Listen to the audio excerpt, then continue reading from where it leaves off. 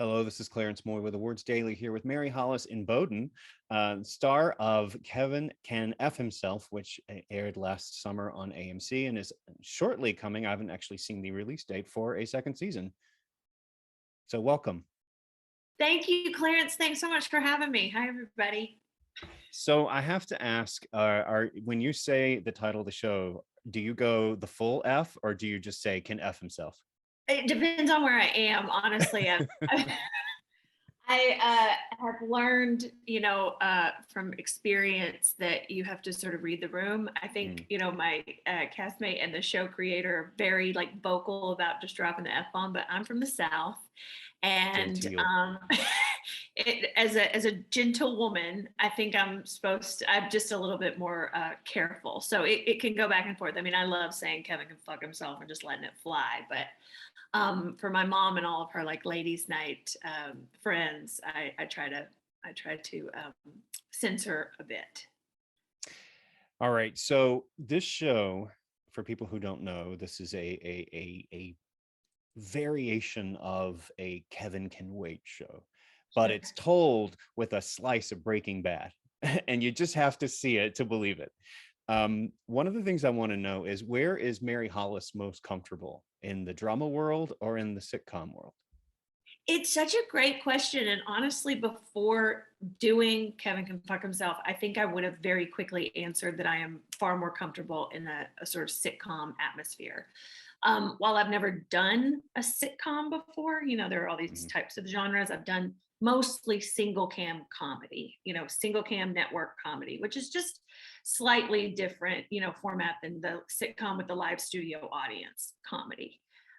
So before doing Kevin Can F Himself, I probably would have told you that it would be sitcom, because I have generally made my career in comedy, making people laugh and playing sort of like nervous, neurotic, weird characters. And Valerie Armstrong gave me the opportunity to play Patti and Kevin Can Fuck Himself, and I'm so grateful, because I feel like after this experience, I can honestly say that I feel most comfortable in our single cam, sort of dark, gritty world, where the two ladies run the show and make a lot of mistakes and are constantly sort of like getting themselves into a lot of trouble based on trying to dig themselves out of trouble in the world that they're in. So I think going forward, I can't say, what the future holds, but I'd be very, I'm so interested now in sort of playing like darker characters like Patti. She was so fun because she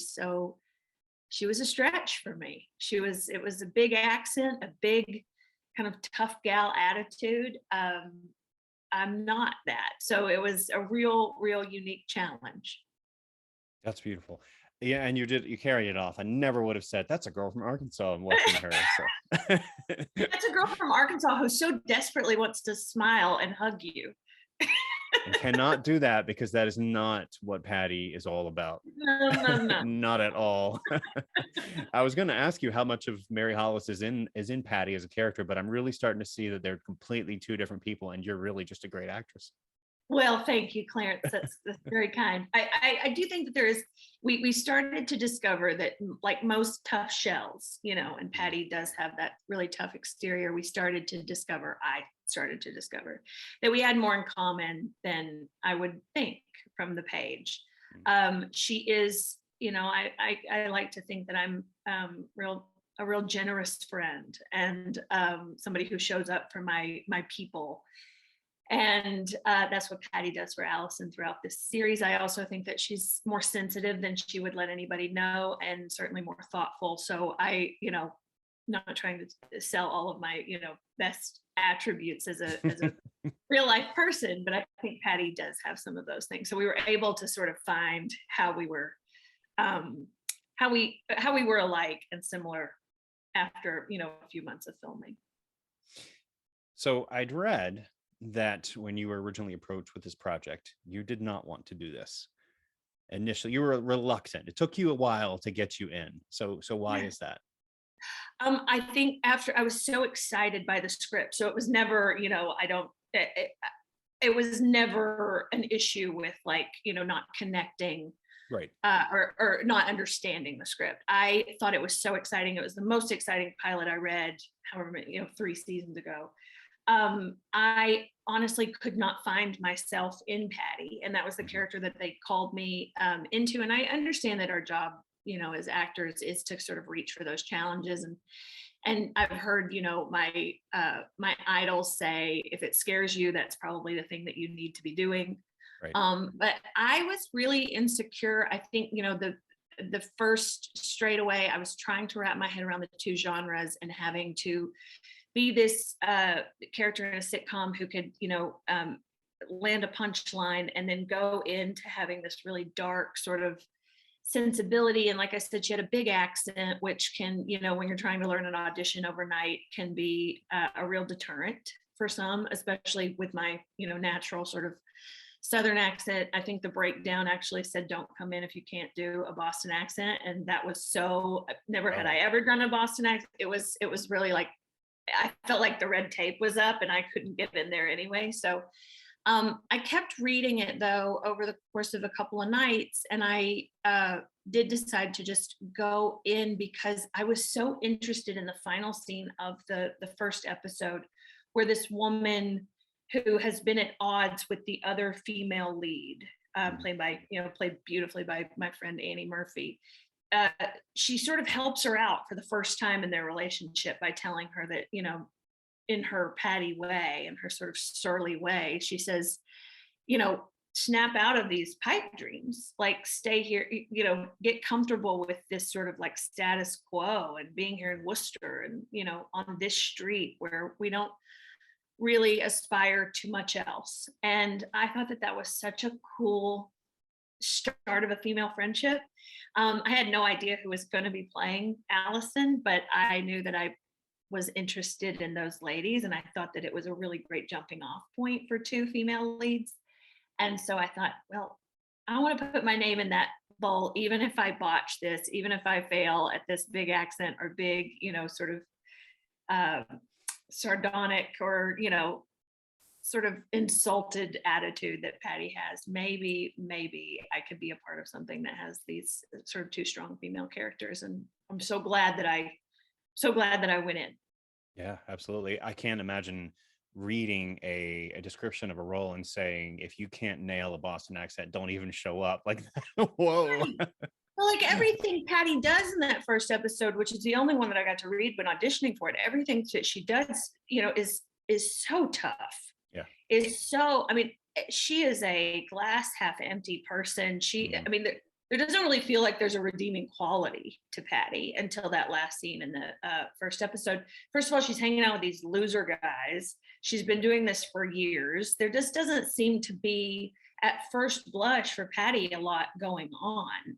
Mm-hmm. But I was struck by that last scene where she and Allison finally start talking, and you don't know that it's going to be the beginning of this friendship, but you do know that a woman has helped another woman out, and that is always exciting to me. Right.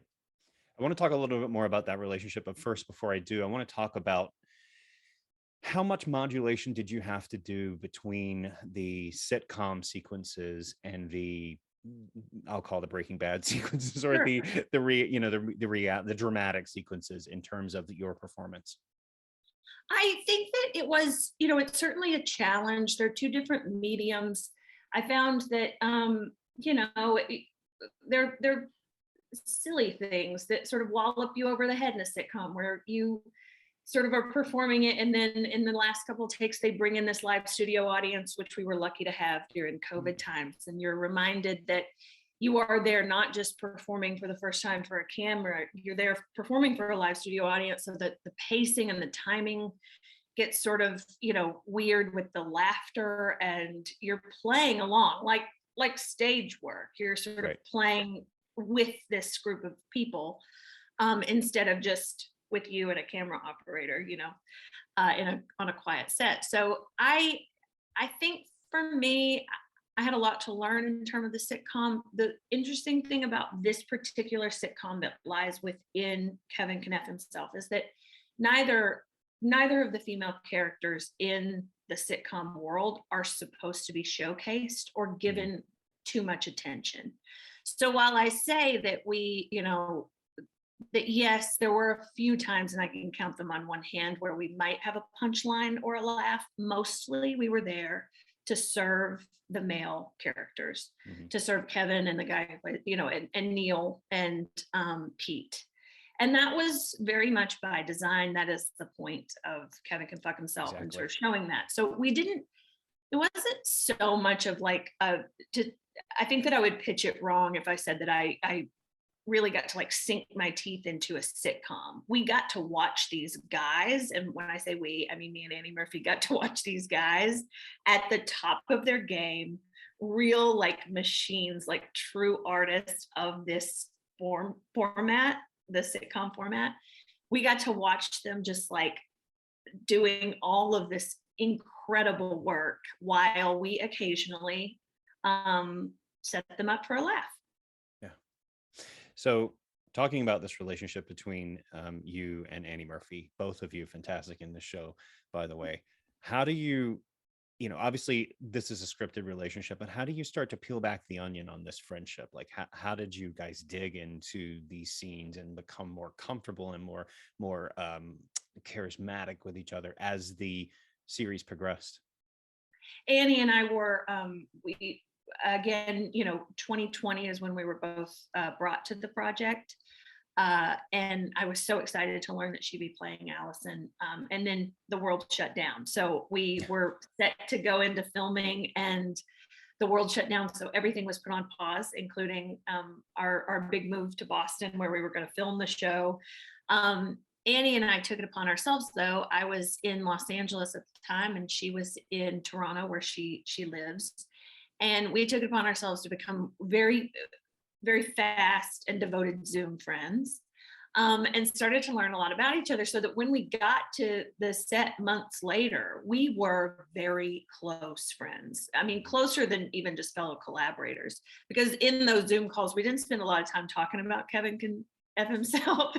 We mostly, got distracted and started talking about our own woes and lives and loves. And so it was a real, fantastic friendship from the start. And I think both of us have recognized that we had to pump the brakes on that and go backwards when we first started filming.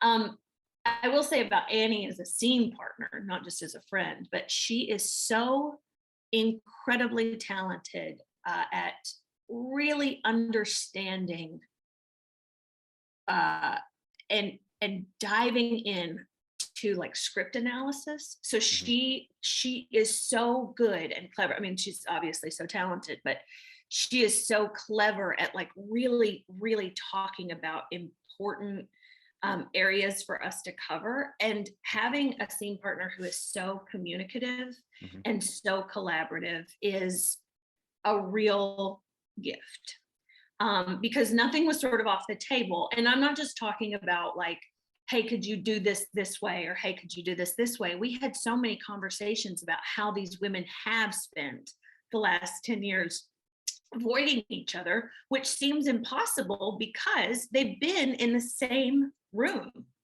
for 10 years. I mean, Patti sat on that side of the couch, and Allison comes in and, says something that everybody hates. And we just had such a good dialogue between us, in a real like safe space to sort of explore how these women have gotten here. And of course, it always was, this happens all the time in a male, like in a patriarchal society or in a patriarchal like household. Sometimes the women, because they cannot get a word in, or they do feel like they're competing for space, opinions, attention, will start to compete against each other. Or in my case, playing Patti just goes along with the guys because it's so much easier than trying to fight them. So Annie and I are, obviously the best of friends in real life now, but we also were so ready to talk to each other almost about every scene that we did. And so that helped us to grow these women, not as Mary Hollis and Annie, who were so ready to like laugh and giggle with each other and help each other out. We were able to sort of, and we did a lot of like speaking in character as we were talking about them, because somehow it was easier to like forget that we were us and say like, where are we now in this friendship? how is this happening? And it was a real fun game of cat and mouse, I have to say. That was the real fun part. A new life goal for me, bucket list item, to be on a Zoom call with Annie Murphy and Mary Hollis Inboden. If you listen, Clarence, if you ever get a chance to go on a road trip with Annie Murphy, fake or otherwise, a Zoom call with Annie Murphy, I mean, she's a blast. She's such a good egg, and gosh, she's just a talent. She makes everything look easy, and she made me feel like I was the best Patti when she was Allison. So that sounds that's all amazing. you can go for. Last question for you. What do you think this series is effectively saying about men and women who are in toxic relationships? I think that this series gets at, sometimes it's harder to leave than, just a friend advising you to get out of that. Right. Especially for women who have maybe entrusted their financial lives, their independence, to the men that they're in relationships with. Obviously, we don't condone murder. And I think that that's an interesting extreme. To me, Kevin has never been an actual person. Mm-hmm. Kevin is misogyny in total. He is sort of like a bigger problem than just one guy. But I think that it says that there are people who are hurting and struggling in their relationships. And I think that it says that women sometimes don't know how to get out of the situations that they're in, and how, when women are paying attention to each other, listening to each other, becoming the strong village that women can create just naturally, I think that they can help each other out. And instead of competing with each other, I think what Patti and Allison learn is that they both need each other to get out of this relationship. Now, Patti's not married to Kevin, but Patti's brother, Neil, is best friends with Kevin. And they both want the same thing, which is not to worry that they're going to come home and find their house has been burnt to the ground because of some silly thing that these guys got up to. And really the dark underbelly of all this, what's really going on behind the sitcom, I think, while we don't ever really see them in single cam, the guys, I think we're kind of pointing towards the fact that whatever you're laughing at is so much worse. I mean, having a male woman deported that's a big deal. Getting into sort of racist, bigoted fight with the neighbors next door because they may not speak the same language as you is a big deal. Mm-hmm. And these things are all sort of brushed over in a really clever way. And Kevin can fuck himself. But I think what we're trying to say is that if these women are listening to each other and want to help each other out, to stop fighting, to stop competing, to stop ignoring each other, and get out from under that with each other's help. There's so much that's going on in the show, and I'm super convinced that in 10 years, 15 years, 20 years, people will come back and revisit it and look at it in so many different ways, because it does open itself up to so many different interpretations. It discusses so many hefty topics. But Mary Hollis Inboden, I think, Inboden, sorry. I think, see, I got to get back in my southern place. Clarence, you fixed it quick. You're so good. Thank you so much for the time, and brilliant performance. Best of luck to you. Thank you very much, Clarence. Very nice talking to you.